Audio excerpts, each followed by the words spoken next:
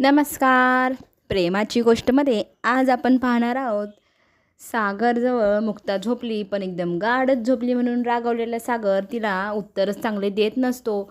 मग ती जवळ येते आणि त्याला विचारते काय झालं आहे. तोच तिला विचारतो, तुला चांगली झोप आली ना? तुझा ना मी लवकरच तो आवडीचा सोफा ना रिपेअर करून घेणार आहे कारपेंटरला बोलून. मग तो रिपेअर झाला की मी तुम्ही तुमच्या सोफ्यावर मस्त गाढ झोपायचं, हां, माझ्या कॉटो गर्दी करायची नाही. मग ती म्हणते झालं आहे काय, तुमचा सोप्पा नीट होईल ना? हां, मग काही टेन्शन नाही. ती म्हणते हो चालेल चालेल, माझा सोप्पा एकदम रिपेअर झाला की मी त्याच्यावर झोपत जाईन. आता सागरला ह्या गोष्टीचा इतका राग येतो, हिला सोप्पा रिपेअर करून पाहिजे म्हणजे हिला ऑटो झोपायचंच नाही. ठीक आहे, मग तो राग तिथून निघून जातो. त्याच्या मागे उपमाची प्लेट घेऊन मुक्ता जाते, पण तो काही थांबतच नाही. आणि ह्या दोघांची झालेली भांडणं दीदी बघतात.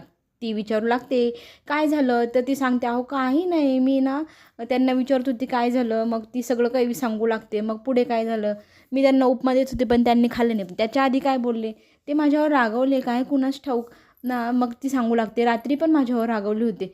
मी ना सोप्यावरनं कॉटो झोपी गेले, सकाळी उठले तेव्हापासून हे असेच रागवलेले आहे. मग ती म्हणते तू अजूनही सोप्यावरतीच झोपते? ती बोलते हो. कॉटवर नाही? ती बोलते नाही. मग सोफा कसा तुटला? मुलांनी खेळताना तोडला असं सागर सांगत होते. हो का, मला बघायचं आहे असं म्हणत दीदी त्यांना बेडरूममध्ये घेऊन जाते आणि तिथे गेल्यानंतर दोघींच्या तिथे गप्पा होतात. इकडे सावनी वेगवेगळ्या क्लायंट्सला फोन करून हर्षवर्धनला मदत करा, तो कर्जबाजारी झाला आहे पण काम उत्तम करतो, सगळं काही पटवून सांगत असते. आणि क्लायंट्सही त्यांना आणखी जास्तीत जास्त ऑर्डर्स देत असतात आणि मग तिला आनंद वाटत असतो. ती क्लायंट्सला पुन्हा आपल्याकडे आपल्या चांगल्या बोलण्याने वळवत असते. आणि हे सगळं काही हर्षवर्धन पाहत असतो. तिच्याकडे तो रागानेच पाहत असतो. इतकं टाळतो हिच्याशी लग्न करण्यासाठी, पण ही बाई काय माझ्या गळ्यात न सुटे ना. हिला माझ्याशी काही केलं तर लग्न करायचंच आहे. हिच्याशी खोटं बोललो की मी बरबाद झालो आहे तरीही लोकांना पटवून देते. इकडे ती त्या हर्षवर्धनला सांगू लागते की किती क्लायंट्स आपल्याकडे पुन्हा वापस आले आहे, तू टेन्शन घेऊ नको, मी आणखी थोड्या लोकांना फोनही करते असे ती सांगते. ती सारखी फोन लावते. मग तो तिला समजवण्याचा प्रयत्न करत असतो, पण ती म्हणते मी प्रत्येक क्लायंटला जो सागर कोळीकडे गेला आहे त्याला सगळ्यांना तुझ्याकडे वापस घेऊन येईल आणि आपण पुन्हा पहिल्यासारखे क्लायंट्स मिळाल्यानंतर पैसे कमवू शकू. ती पुन्हा फोन लावत असते. हर्षवर्धनचा संताप होत असतो की मार्केटमध्ये माझी इमेज खराब करत आहे, सगळ्यांना सांगत आहे मी कर्जबाजारी झालो आहे. आता हिला खरं सांगावंच लागेल, नाहीतर ही आणखी खूप जणांकडे बोलून माझ्या नावाची बोंब करेल आणि माझं मार्केटमध्ये नावही खराब होऊन जाईल. मग तो तिच्याजवळ जातो, तिच्या हातातला मोबाईल घेतो आणि तिला सांगतो की हे बघ, मी तुला काय सांगतोय, मी ना तुझ्याशी काल चेष्टा करत होतो, मला तू किती माझ्यावर प्रेम करते हे चेक करायचं होतं म्हणून मी तुझ्याशी काल खोटं बोललो. ती म्हणते म्हणजे काय? मग तो पुन्हा सांगू लागतो हे बघ, मी टेस्ट घेत होतो, जर माझ्याकडे पैसे नसले तर तू माझ्याकडे राहशील की नाही, म्हणून मी तुझ्याशी खोटं बोललो की माझे सगळे क्लायंट्स मला सोडून गेले, मी बरबाद झालो, बँकरप्ट झालो. ती म्हणते काय काय मूर्खपणा लावला आहे हा, तुला माहिती ना मी तुझ्यावर किती प्रेम करतोय आणि सागरसारख्या माणसाला सोडून मी तुझ्याकडे आले आहे हेही तुला माहिती असताना तू माझ्या प्रेमाची टेस्ट घेत होता. मी तुझ्यावर खूप प्रेम करते हे माहीत असतानाही. मग हर्षवर्धन मुद्दाम खान पकडतो आणि तिला म्हणतो की मला माफ कर, पण मी तुझी मुद्दाम टेस्ट घेत होतो आणि त्या टेस्टमध्ये तू पास झालेली आहे, पण आता कोणाला फोन करून सांगू नको की मी बँकरप्ट झालेला आहे. तेव्हा त्याच्यावरती सावनी म्हणते तू खूप पैशावाला आहे आणि तुझं नशीब पैशानेच झालेलं आहे आणि तुझ्या नशिबात मी आहे आणि माझ्या नशिबात तू आणि तुझे पैसे, आपलं लॅविश लाईफ एवढं आहे म्हणजे आहे हे मला माहिती आहे. मग दोघंजण एकमेकांशी गप्पा मारत बसतात. पुढे जाऊन आपल्याला असे पाहायला मिळतं की मुक्ता सांगत असते हे बघा माझ्या हा सोप्याचा कसा कोपरा तुटला आहे. ती निरखून पाहते. ती म्हणते हा कोपरा काही तुटलेला नाही दिसते, हा कापलेला दिसतोय. ती म्हणते म्हणजे काय, माझं कोण कापलं आहे, माझ्या कोण दुश्मन आहे, थांब मी बघतेच आज मी सागरने मुद्दाम केला असेल, बेडरूममध्ये तर कोणी आलं नाही, याचा अर्थ सागरने मुद्दाम कापलेला आहे. पण त्याने असं का केलं म्हणून ती विचारू लागते आणि मग पुन्हा ती सोप्याला बघते, नाही त्याने मुद्दामच केला असेल मला त्रास दिला, त्याला ना मला पाडायचं असेल या सोप्यावरनं म्हणून मुद्दाम त्याने असं केलं असेल. आणि मग दीदी हसायला लागतात आणि म्हणतात अगं किती वेडी आणि भोळी आहेस तू, तू कुठे झोपली होती? मग ती सांगते मी त्या साईडला गेले, इतकं छान मला मऊ मऊ वाटलं, मी त्या सोप्यावर झोपायची तर झोपच येत नसायची, कॉटवर झोपल्यानंतर मला गाढ झोप लागून गेली.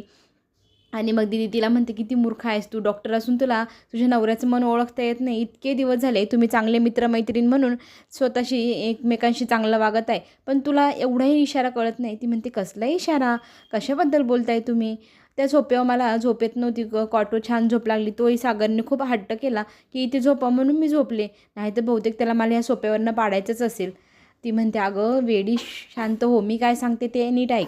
इतके दिवस झाले तुम्ही चांगले मित्रमैत्रिणी म्हणून एकमेकांशी चांगलं वागताय ना, पण आता त्याला तुझ्याशी पुढचं पाऊल टाकावं वाटत असेल म्हणून त्याने तुला इकडे झोप म्हणून हट्ट केला असेल. हेही तुला समजत नाही का?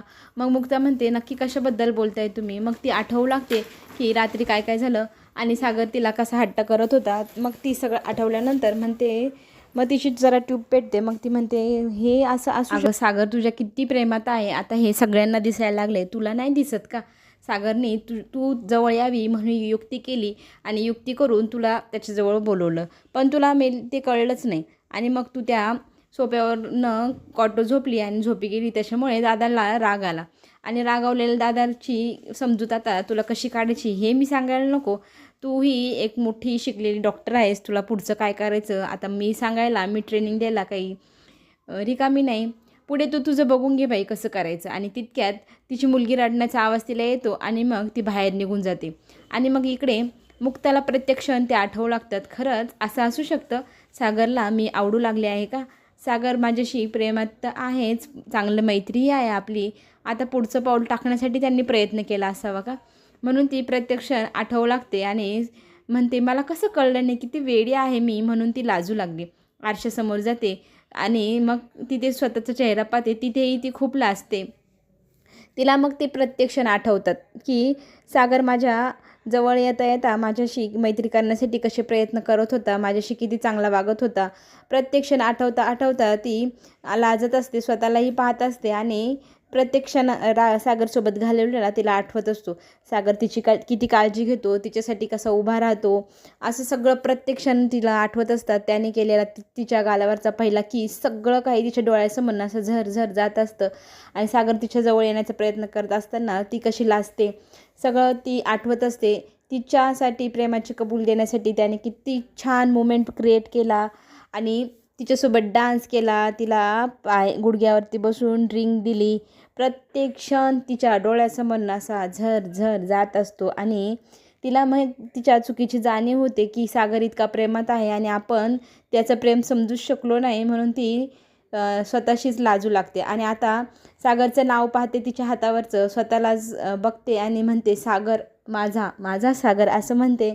आणि त्या नावाला ती निरखून मायेने त्याच्यावरनं हात फिरवते आणि माझा सागर म्हणत त्याला मिठी तिथेच मारते. पुढे आपल्याला असंही पाहायला मिळेल की सागर रागाने ऑफिसला गेलेला असतो, पण त्याचा डब्बा तो आणायचाच विसरतो. आणि मग इथे त्याला विचारतो हा की डब्बा का नाही आणलास? तो म्हणतो, बहुतेक मी विसरलो, गडबडीत मी निघून आलो ना, म्हणून मी विसरल्यासारखं झालं. मग दादूसला टिफिन पोचवलेला असतो वहिनींनी. मग तो म्हणतो, पाहिलं ना माझी वहिनी काही तुला उपाशी राहू देणार नाही, तू कितीही रागाने आलास तरी तू काही उपाशी राहणार नाही बुवा. आणि म्हणतो, चल आता वहिनीने काय दिलं आहे आपण ह्या डब्यात पाहूया. तो त्याला नकार देत असतो, थांब मी बघतो, पण नाही तू कसं माझा भिंग फोडलं होतंस, माझी चिठ्ठी सगळ्यांना उड्या मारून दाखवत होतास. सागर ती चिठ्ठी वाचू नको म्हणून त्याला इतकं टाळत असतो, पण तो काही ऐकत नसतो. तो म्हणतो, तू माझं भिंग कसं फोडलं होतं, आता माझी वेळ, मी तुझं भिंग फोडणार आहे असं म्हणत तो चिठ्ठी घेतो, सागरला दाखवतो, बघ बरं काय आहे याच्यात, मला वाचायला मजा. तो त्याला टाळत असतो, नको. पण हा भिडू काही त्याची मजा घ्यायची सोडणार आहे, त्याचीही याने मजा घेतलेली ती आता याची बारी. मग तो टाळत असतो, पण ती चिठ्ठी खेचण्याचा प्रयत्नही करत असतो, पण तो काय ऐकत नाही. मी वाचणार म्हणजे वाचणार असं म्हणत दोघांची तिथे पळापळ सुरू असते. खूप गमतीशीर मुमेंट असतो. आणि मग तो ती चिठ्ठी वाचायला सुरुवात करतो. त्या चिठ्ठीत काय लिहिलेलं असेल मग सागर लाजतो आणि दुसरीकडे तोंड करून बघतो. मग तेव्हा त्या चिठ्ठीला वाचता असताना तो म्हणतो, या चिठ्ठीत लिहिलेलं आहे, तुम्ही वेळेवर जेवण करा, माझ्यावर राग भरलेला पण जेवणावर राग काढू नका, तुमची मुक्ता हा शब्द पाहण्यात त्याला इतका आनंद वाटत असतो. त्या तुमच्या मुक्ता नावाकडेच तो कंटिन्यू पाहत असतो आणि हसत असतो. आता त्या चिठ्ठीला रिप्लाय द्यायचा बरं का, असंही त्याला सांगितल्यानंतर तो हो असं म्हणतो. घरी इकडे साफसफाई इतकी जोरात चालू आहे, मम्मी इतक्या चिडलेल्या असतात की कोणीही मला मदत करत नाही. ही एक आहे तर ही लहान, दुसरी आहे ती अभ्यास करते, तिसरी आहे तर ती कुठेतरी निघून गेली. असं म्हणत रागारागाने मम्मी घरात साफसफाई चालू असता, बडबडही करत असतात. कोणीही मदत करत नाही, आपल्यालाच मेलीला करावं लागतंय सगळं काम. किती दिवस मीच एकटी काम करू असं म्हणत मम्मीची चिडचिड चालू असते. सागर घरी येतो आणि मम्मीला विचारतो, मम्मी हे काय चाललं आहे, तू एवढी बडबड का करत आहेस, एवढा पसारा का काढलायस गं. मग मम्मी सांगू लागते, अरे ते आपल्या घरात झुरळ बिरळ झाले, ते काय पावडर बिवडर मारतात त्याला काय म्हणतात. तो म्हणतो पेस्ट कंट्रोल का. हां तेच तुमचं पेस्ट कंट्रोल ते करायचं आहे. त्या माणसाला मी घरी बोलवलं आहे, मग ते आपल्याला करायचं म्हणून मी इथे सगळं आवराआवरी करत आहे. इकडे सागरला मुक्ता खाना करत असते की डब्बा खाल्ला की नाही वेळेवर. मग तो तिला म्हणतो, हो मी तुमच्यासाठी एक चिठ्ठी लिहून डब्यात ठेवली आहे असं खुणवतो. आणि मम्मी कान्या डोळ्याने पाहत असते. मम्मी लगेच म्हणते, बायकोशी खानाखुणा करून झाल्या असतील तर तुम्ही कामाला लागतात का. मग तो म्हणतो, मम्मी म्हणजे काय गं. ते मला पण कळतं तुमचं खानाखुणा, ते आजकाल तुले बायकोच्या ताटाखालचा बोक्का झाला आहेस. बोक्का काय मम्मी, अहो पप्पा सांगा ना, मम्मी मला बोक्का बोलते. मग ते बायकोच्या सारखं मागं करत असतो. बायकोच तुझी सगळं काम पाहते, त्याला बोक्काच म्हणावं लागेल. मांजर तर तू राहिला नाहीस, तुला सांभाळावं लागतं. ते सांभाळणाऱ्या बोक्क्याला बोक्काच म्हणायला लागेल ना. दोघांमध्ये असं चालू असताना पप्पा म्हणते, अरे तूही माझाच तर मुलगा आहे, मी जे केलं तेच तू करणार ना. मग सगळेजण तिथे हसायला लागतात, कारण सगळी चेष्टा मस्करी ती चालू असते. इकडे सावनीची कम्प्युटरवरती काम चालू असतं आणि मुक्ताची आई तिकडे स्वयंपाकाची किचनमध्ये तिची आवराआवर करत असते आणि तिला दुधाचा वास येऊ लागतो. मग इकडे सावनीला दुधाच्या वासाने कसं तरी होत असतं. अहो काय केलं तुम्ही, मला खूप वासही येतो आहे, मळमळते, आधीच माझी तब्येत बरी नसते, इतका स्ट्रेस असतो मला आणि ह्या वासाने तर आणखीनच जास्त मळमळते. मग ती बाथरूममध्ये जाते आणि कोरड्या तिला उलट्या होऊ लागतात. का कुणास ठाऊक, तिला पित्त झाल्यासारखं वाटत असतं, कोरड्या उलट्या येत असतात. इकडे ती किचनमध्ये असते, ती कानोसा घेत असते, हिला कोरड्या उलट्या होत आहे, काय प्रकरण आहे. मग सावनी येते आणि त्यांच्यावर चिडचिड करायला लागते, ते दुधाचा गॅस आधी बंद करा, मला त्या वासाने खूपच कसतरी होतं आहे. मग तिची आई म्हणते, हो का, मग दूध का मी तसंच ठेवू, मग नासलं तर दूध तापवून ठेवावं लागतं. तुम्हाला काय, तुम्हाला सगळं आयतं मायतं मिळतं आहे. सावनी म्हणते, पण त्या वासाने मला खूप मळमळतं आहे, प्लीज माझ्यासाठी तुम्ही लिंबू सरबत कराल का. ती म्हणते, वासाने मळमळतं आहे, ॲसिडिटी, मग तुम्ही प्रेग्नेंट वगैरे तर नाही ना, असं म्हणत तिला चिडवू लागते. आणि तुम्हाला निंबू पाणी देते करून, हल्ली तुम्हाला निंबू पाणीही प्या वाटते, डोहाळे लागले की काय. निंबू घ्यायला ती गार्डनमध्ये जाते. इकडे सावनी विचार करते, खरंच जर मी प्रेग्नेंट असले तर मला आजच चेक करावं लागेल बुवा. पुढे आपल्याला असंही पाहायला मिळेल की दादू खूप जोरात चिडतात आणि म्हणतात, चला बाबा सगळ्यांनी कामाला लागा, नाही तर ही आपल्याला जेवायलाच देणार नाही. सागरही म्हणतो, हो पप्पा आपल्याला काम तर करावंच लागेल. आणि म्हणतात, चला नाही तर आज आपल्याला जेवायलाच मिळणार नाही. तितक्यात लगेच मम्मी म्हणतात, तुमची सून आहे ना, तुम्हाला खूप साऱ्या भाज्या करून द्यायला, माझ्या हातचंच का लागतं. तेव्हा तो म्हणतो, तुझ्या हातचं मला कालवण किती आवडतं माहिती आहे ना, तुझ्या हातचं कालवण मला खायला मिळणार नाही. मम्मी लगेच म्हणते, चला आपल्या बेडरूमची पण साफसफाई करायची आहे, तिकडे जाऊया. आणि इकडे दीदी सांगत असतात की सईच्याही रूमची काहीतरी गोष्ट काढायची आहे, सागर तुम्हाला मदतीला तिकडे रूममध्ये ये बरं, असं सांगून ती निघून जाते. मग सागर टिफिन ठेवायला किचनकडे जातो आणि मुक्ताला खुणवत असतो की त्या डब्याला खोलून बघ. मग मुक्ता तो डब्बा खोलते आणि खोलल्यानंतर तिला एक चिठ्ठी मिळते, जेवण खूप छान होतं, तुमचा सागर. असं पाहिल्यानंतर ती खूप लाजते. तिचा तो लाजलेला चेहरा सागरला पाहायचा असतो. तो जवळ जातो आणि तिच्या चेहऱ्यावरचा तो कपडा खाली करून तिला लाजताना बघतो. तिला अजूनच लाजल्यासारखं होतं. तिने तिच्या डब्यात टाकलेल्या चिठ्ठीला उत्तर मिळाले म्हणून तिला खूपच आनंदही होत असतो. इकडे ती तिच्या आईच्या घरी जाते तेव्हा सावनी म्हणत असते, मी ना आज टेस्ट केली पण रिपोर्ट अजून काही आला नाही. खरंच मी प्रेग्नेंट असू शकते का गं, माझी तू डॉक्टर आहे, चेक करतेस का. तेव्हा ती चेक करते नाडी, पण तिला असं वाटतं की हे नाही आहे तू प्रेग्नेंट, तुला ना भास होऊ शकतो.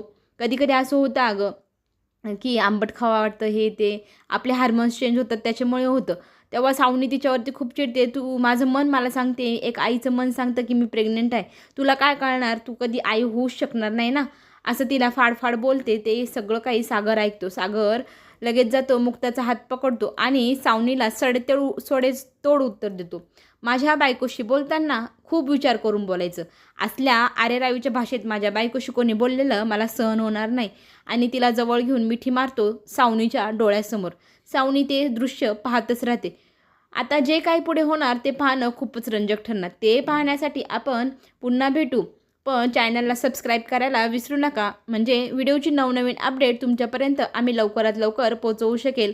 सावनीला दिलेलं सागरने उत्तर हे सावनीच्या जिव्हारी लागणार ते पाहण्यासाठी आपण पुन्हा भेटूया. चला तर मग चॅनलला नक्की सबस्क्राईब करा, बेल आयकॉन बटन दाबायला विसरू नका आणि आजची गोष्ट कशी वाटली ते कमेंटमध्ये सांगायलाही विसरू नका. आपण पुन्हा भेटू. धन्यवाद.